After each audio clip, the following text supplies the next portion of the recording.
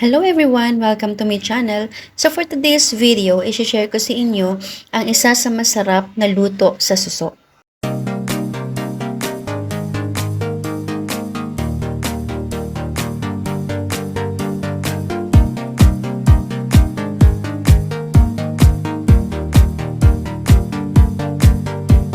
Ito ang mga ingredients na gagamitin natin sa ating dish for today. Meron tayo syempre guys na suso. Ito ang ating main ingredients para sa ating lulutuin ngayong araw. Meron tayo dito guys na labanos. Hiniwa ko lang siya ng maliliit.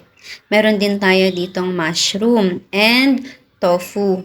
So, depende naman sa inyo guys kung ano yung ilalagay nyong mga gulay, ganon. So, meron din tayo syempreng kamatis, bawang sibuyas, bell pepper, green chili, and spring onion. Depende sa inyo guys kung ano yung mga gulay na gusto nyong ilagay. Pwede din kayo maglagay dito ng kangkong or kahit na anong talbos na gusto ninyo.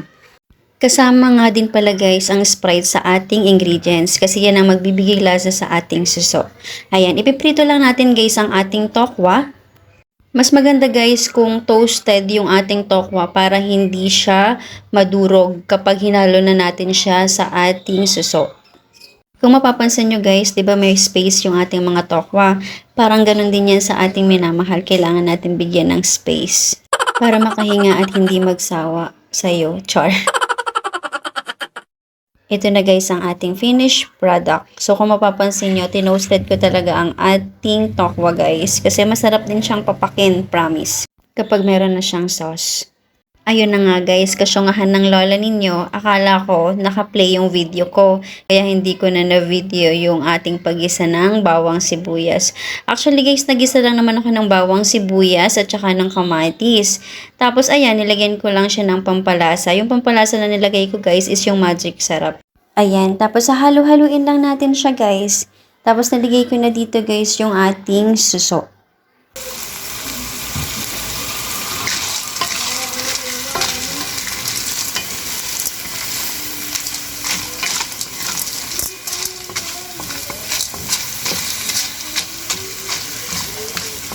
Naglagay din pala ako dito guys ng soy sauce. Depende nyo na lang guys sa panlasa ninyo kung gaano kadami yung ilalagay nyong soy sauce. Naglagay din ako dito guys ng konting-konti lang na sugar para pang balanse sa ating lasa. Ayan, mekos-mekos lang natin yan guys. Kapag nahalo na natin siya ng maayos guys, ilalagay na natin ang ating Sprite.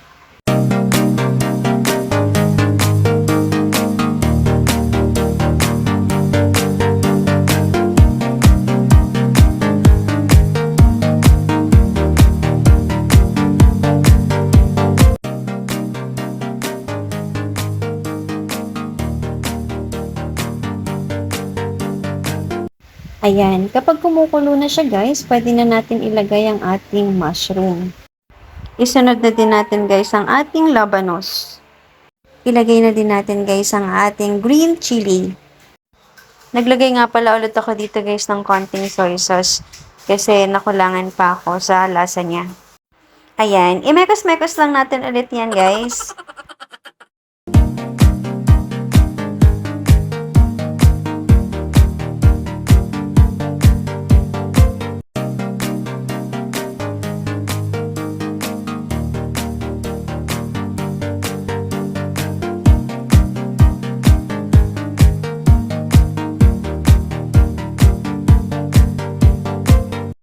Hiniwalay ko nga pala to guys sa ating sauce para hindi masyadong malabsak yung gulay natin.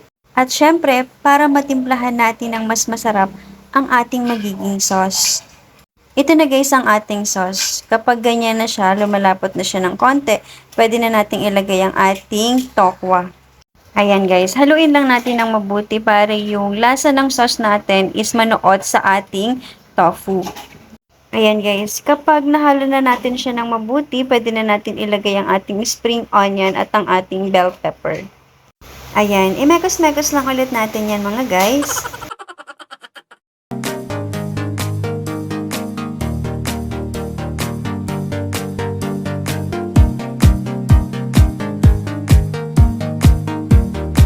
Ayan guys, pwede na natin ulit ibalik yung suso at mga gulay na tinanggal natin kanina.